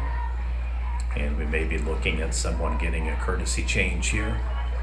So far, nothing imminent.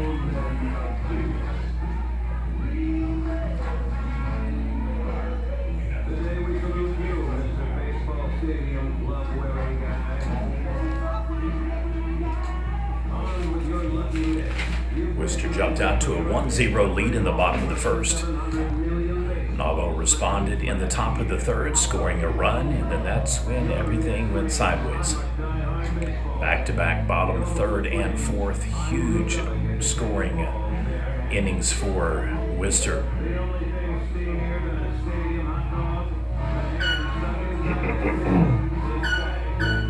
They have scored 11 runs in the last 2 innings, and still threatening here with only 1 out in the bottom of the fourth.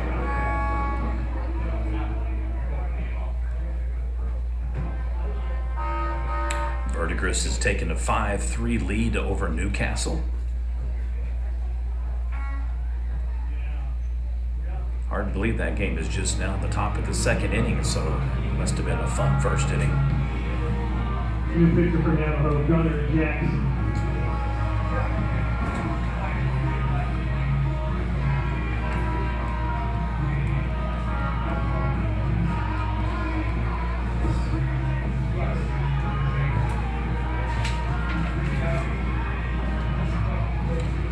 Congratulations to Piedmont. They advanced to state after back-to-back 18-4 and 18-5 victories over Elgin. Slew of other teams vying for playoff opportunities today. Valiants jumped out over Eufaula 1-0. Very good Ironhead squad. Lindsay's built their lead against Kingston to 2-0.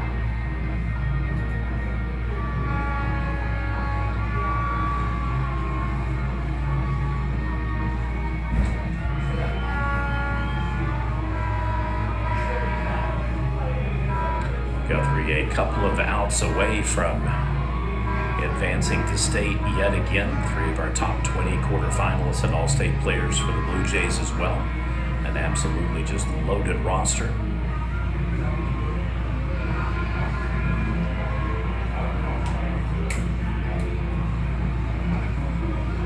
Otaha has absolutely turned on the Jets after falling behind against Bing and losing their lead. Now 9-3 for the Tigers. They're in the top of the 6th inning. Bing will get the final at-bat, being the home team in that matchup, but Otaha looking like they're going to advance to the semifinals tomorrow. From the Hammond Leedy score, it still remains 4-0. They're at the top of the 7th inning, so they're a little bit ahead of us. We've kind of gotten bogged down here in back-to-back innings that otherwise would have probably had us likewise near the 6th inning as well. So the 4 o'clock game not looking good for an on-time start. However, due to the run differential, we could have a 5th inning run roll if it's a 3-up, 3-down inning. Chops it high. Gonna go to the second baseman. Shifts over to the shortstop, and he drops it again.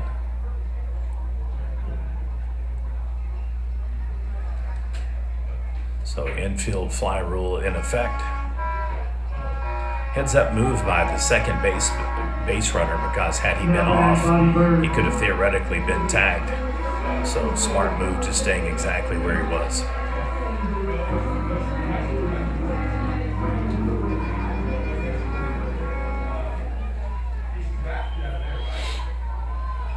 Hooks in for the strike. All right, we'll head to the bottom of the 7th inning. Leedy Bison will be up to bat. They'll need 4 runs, otherwise Hammond will win that 4-5 pairing and will advance to play Calumet tomorrow. Another wild throw, another run scores.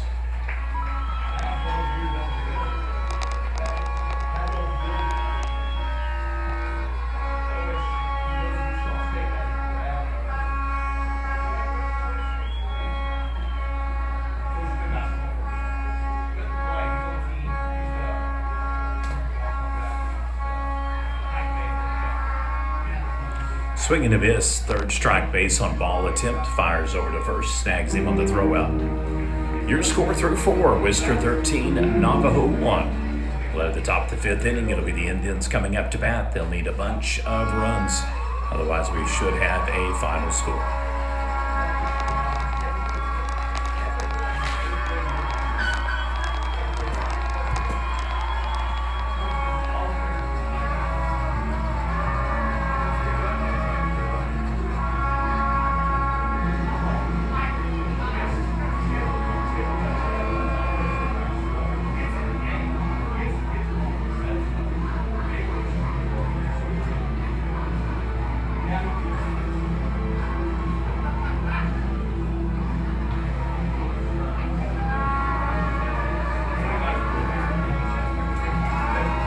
Oklahoma bumped their lead over Bing 10-3. So Coach Rod and staff, in theory, should have been there, supposed to be there. Just been one of those tougher than expected seasons, losing some real experienced ball players. Silo ran into that last year, and it took them kind of a year and a half plus to kind of reset, and they're probably ahead of schedule on the turnaround. If you haven't followed Silo junior varsity and junior high ball, their squad down there is insanely deep. So if you were going to get Silo, it was going to be last year or this year. Otherwise, they are back.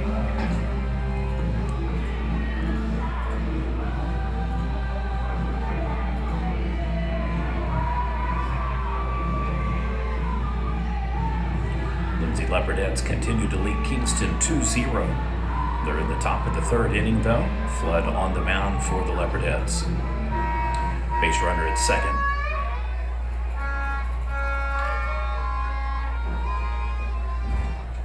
Now batting number 5, Gunnar Jackson.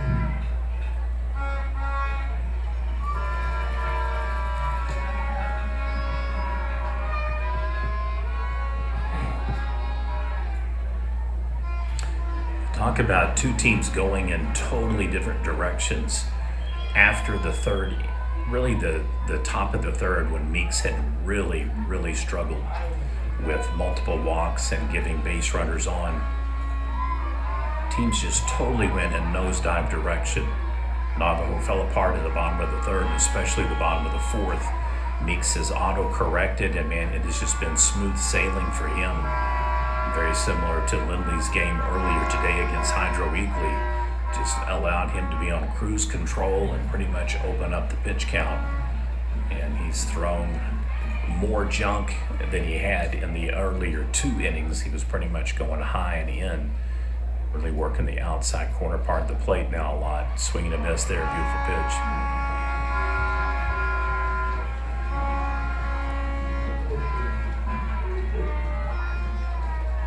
If you haven't subscribed to our channel, please do so. All you have to do is go to the homepage, click subscribe, it's free. Punches him out, swinging a miss. Body language for the Indians, not good. They look defeated and they look beaten. Tough back innings for them. However, squad making it back to the Fall State playoffs. First time since 1985, so congratulations to Navajo. It is going to be, though, a one and done and heading home. Our semifinal pairings will be halfway set for tomorrow. It'll be Wright City and Wister in Game 1. And then we'll find out here in the next couple of hours who they will play potentially for the championship on Saturday at Bricktown. Oh, beautiful curve.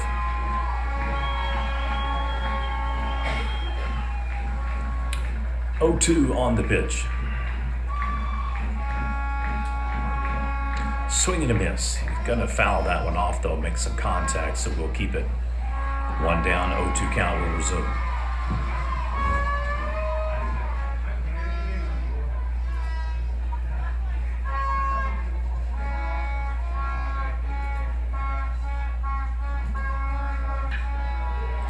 Ball was put in play out to right field, single, and a runner on for Navajo.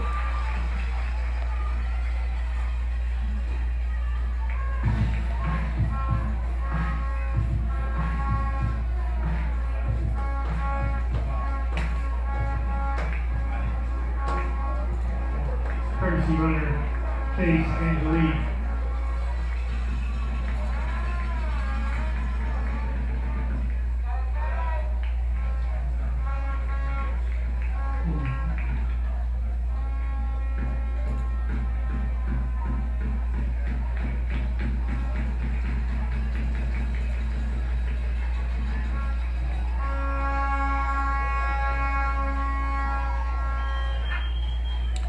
Think we ever got to give the final score on air earlier today. Stewart defeats Roth 9-2. The number one rated Stewart Hornets have gone wire to wire. Number one have played probably the toughest softball schedule this season of any team. Some other teams are right there with them, Washington, Tuttle notably, and some others, but definitely stress testing the squad, forcing them to play most of their games against A up to even 4 and 5A schools. And it is going to reap dividends for the Hornets. They're going to be tough to beat.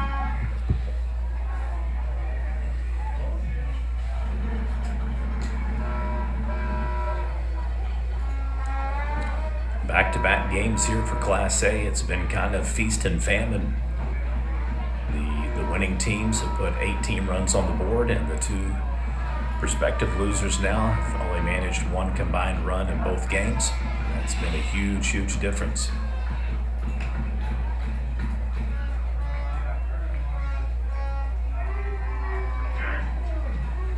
Evens up the pitch count 2-2.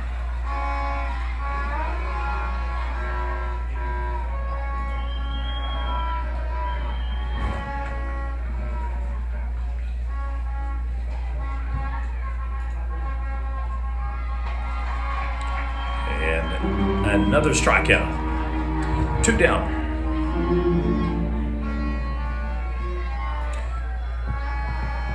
Now batting number 10, Carson Brooks.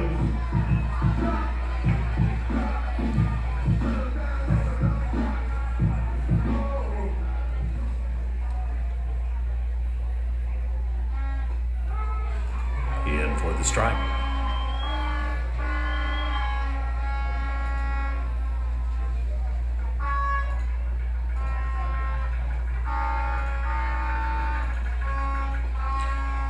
Swing and a miss.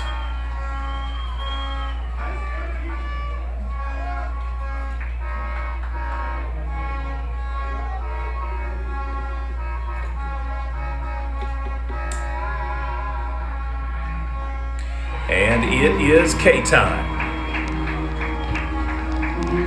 That should be ball game, folks. We'll see if they're going to let it roll past the 5. I think that is going to do it. Congratulations. All right, final score, Wister 13 and Navajo 1. Congratulations to the Wildcats. They'll move on tomorrow to play Wright City for a 4th time. Your final score for PNTV Game 2.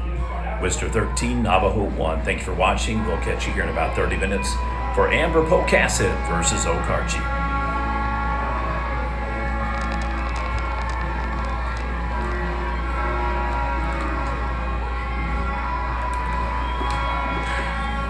That one got away from him.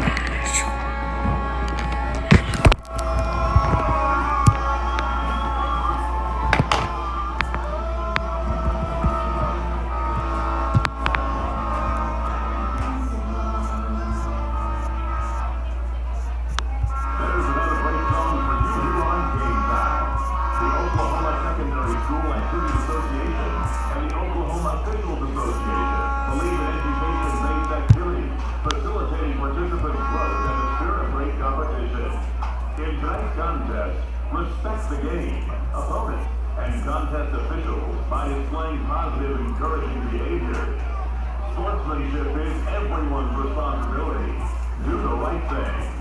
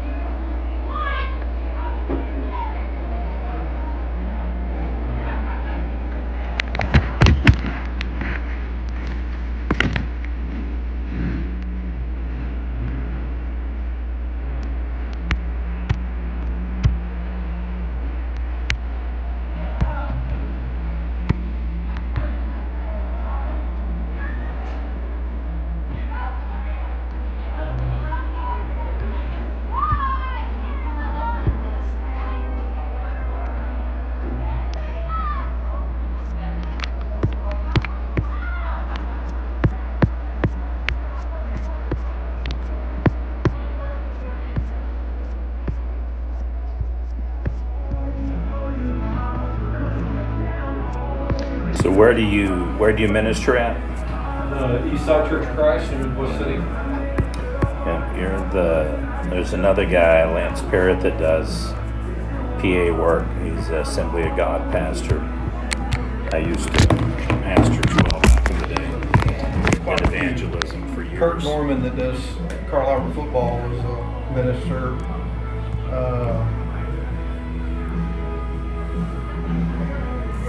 There's several of the play-by-play guys that work with Oklahoma Sports Network were ministers.